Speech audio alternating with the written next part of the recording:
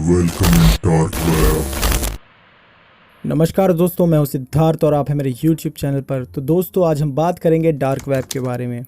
लेकिन उससे पहले मैं आपको सरफेस वेब और डीप वेब के बारे में बताना चाहता हूं। सरफेस वेब क्या होता है? सरफेस वेब को हम विजुअल वेब भी कहते हैं। विजुअल वेब इसीलिए कहते हैं कि दुनिया में कहीं भी कोई भी इंसान इसको विजिट कर सकता है, इसको देख सकता है, इसीलिए इसे विजुअल वेब भी कहते हैं। सो फॉर एग्जाम्पल गूगल या बिंग जैसे सर्च इंजन पे जाके कोई भी किसी भी तरह की वेबसाइट्स, फॉर एग्जांपल विकीपीडिया और जो भी वेबसाइट www.xyz.com, .org, .in जैसी वेबसाइट्स जो होती है वो सारी वेबसाइट्स सरफेस वेब में ही होती है। और जो भी नॉर्मल वेबसाइट्स, आप लीगल वेबसाइट्स सर्च करते हैं गूगल पर, सो वो सारी आपको सरफेस वेब पे मिल जाएगी। तो अब आप समझ गए होंगे कि मैं क्या कहना चाहता हूँ। अब आते हैं हम लोग डीप वेब पर। डीप वेब क्या होता है? डीप वेब की वेबसाइट्स को सिर्फ और सिर्फ ऑथराइज्ड पर्सन ही एक्सेस कर सकता है। मैं एक एग्जांपल के जरिए आपको समझा देता हूँ। फॉर एग्जांपल एक ऑर्गेनाइजेशन है जो कि चाहती है कि ये वेबसाइट सिर्फ और सिर्फ उसके एम्प्लॉयज़ के जरिए ही देखी जा सके, विज़िट की जा सके, और कोई उसको ना देख सके, ना विज़िट कर सके। सो वो ऑर्गेनाइजेशन एक लिंक प्रोवाइड करती है अपने एम्प्लॉयज़ को, जो कि पर्सनली उनको देती है, और एम्प्लॉयज़ जाके उस लिंक पर क्लिक करता है और वहाँ पे उस वेबसाइट पे पहुँच जाता है। लेकिन उस वेबसाइट में यूज़र नेम और पासवर्ड भी मांगती है, जो कि ऑर्गेनाइजेशन हर एक एम्प्लॉयज़ को प्रोवाइड कराती है। उसके थ्रू वो जाके उस वेबसाइट में विज़िट कर सकता है। सो आप समझ गए होंगे मैं क्या कहना चाहता हूँ। लेकिन ये लिंक कहीं आपको गूगल सर्च इंजन पर नहीं मिलेगी, क्योंकि ये पर्सनली उस ऑर्गेनाइजेशन के द्वारा एम्प्लॉयज़ को प्रोवाइड की गई है। सो डीप वेब वो वेबसाइट्स होती हैं डीप वेब में जो कि एक अनऑथराइज्ड पर्सन के थ्रू एक्सेसिबल नहीं है। सो यहाँ पे आपको मिल जाएगा databases, companies internal network and legal documents, scientific reports, government reports, ETC। ऐसी बहुत सी चीज़ें आपको यहाँ पे मिल जाएंगी। अगर आपके पास लिंक है तो आप जाके वहाँ पर विज़िट करके यूज़र नेम और पासवर्ड अगर आपके पास होगा तो उसके ज़रिए आप उस वेबसाइट में पहुँच जाएंगे और उसके अंदर क्या क्या है वो आप देख सकते हैं। सो अगर आपके पास लिंक नहीं है तो आप नहीं देख सकते। तो एक अनऑथराइज्ड पर्सन के थ्रू एक्सेस करना मुश्किल है, क्योंकि वो लिंक सबको प्रोवाइड नहीं की जाएगी। सिर्फ और सिर्फ ऑथराइज्ड पर्सन जो कि उसको एक्सेस कर सके उसको ही दी जाएगी। तो अब हम बढ़ते हैं अपने थर्ड नंबर की तरफ, जो कि है डार्क वेब। तो सबसे पहले तो हम लोग ये जान लेते हैं कि डार्क वेब को किसने, कब और क्यों क्रिएट किया था। आखिर वजह क्या थी डार्क वेब को क्रिएट करने के पीछे।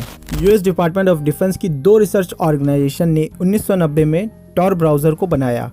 इसके पीछे यही उद्देश्य था कि अपनी जितनी भी सेंसिटिव कम्युनिकेशन है, गुप्त और निजी जानकारी को छुपाकर रख सके, इसलिए इसको बनाया गया। यह एक सीक्रेट और इनक्रिप्टेड नेटवर्क था, इसीलिए बाहरी लोगों के लिए अनएक्सेसिबल था, जिसके जरिए US डिपार्टमेंट ऑफ डिफेंस अपनी सेंसिटिव कम्युनिकेशन को छुपाकर रख सकी।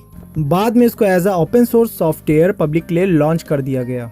तो अब जानते हैं Tor browser, the onion router, work कैसे करता है। आपने ऐसे सभी ने शायद VPN का यूज़ तो किया ही होगा। अगर नहीं किया तो मैं बता देना चाहता हूँ, VPN के थ्रू आप किसी भी वेबसाइट को एनोनिमस होके विजिट कर सकते हैं, यानी कि आप ट्रैक नहीं हो सकते, आपकी हिस्ट्री नहीं आएगी, आप इजी वे में, सिक्योर वे में किसी भी वेबसाइट को विजिट कर सकते हैं। हाँ, थोड़ा वेबसाइट स्लो चल सकती है, वो बात अलग है। जब आप VPN से किसी वेबसाइट को एक्सेस करते हैं तो आप ट्रैक नहीं होते हैं, क्योंकि आपकी IP एड्रेस यहाँ की होती ही नहीं है। जब आप इंडिया से सर्च कर रहे होते हैं तो आपकी IP एड्रेस US की होगी या कहीं और की होगी, तो आप ट्रैक नहीं हो सकते और आप सिक्योर वे में वेबसाइट को विजिट कर सकते हैं। अब टॉर ब्राउज़र में क्या होता है कि इनक्रिप्टेड नेटवर्क लेयर्स एक से ज़्यादा होती है, यानी कि आप समझ लीजिए कि VPN यहाँ पे एक नहीं होता है बल्कि एक से ज़्यादा होता है।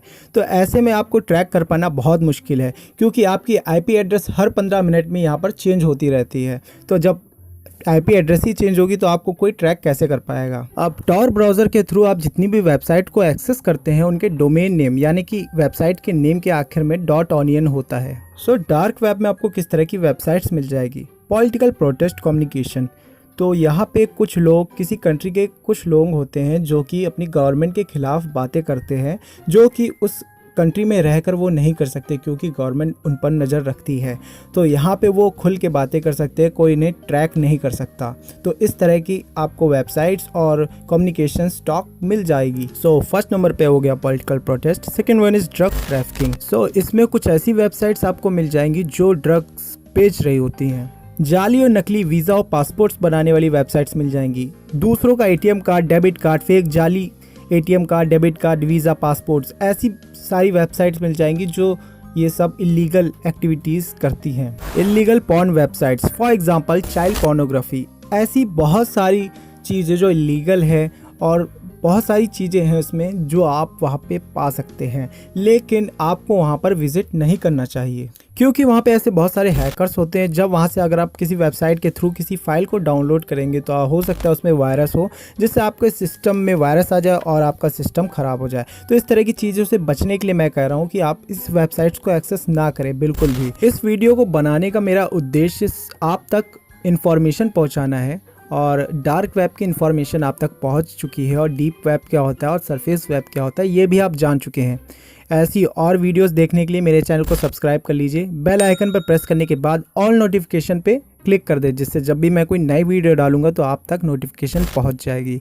और किस तरह की आपको वीडियो देखनी है, आपको ये वीडियो कैसी लगी, मुझे कमेंट सेक्शन में बता दीजिए। वीडियो अच्छी लगी तो लाइक करें, शेयर करें, कमेंट करें और तब तक के लिए धन्यवाद। मिलता हूँ आपसे अगले वीडियो में। Subscribe now.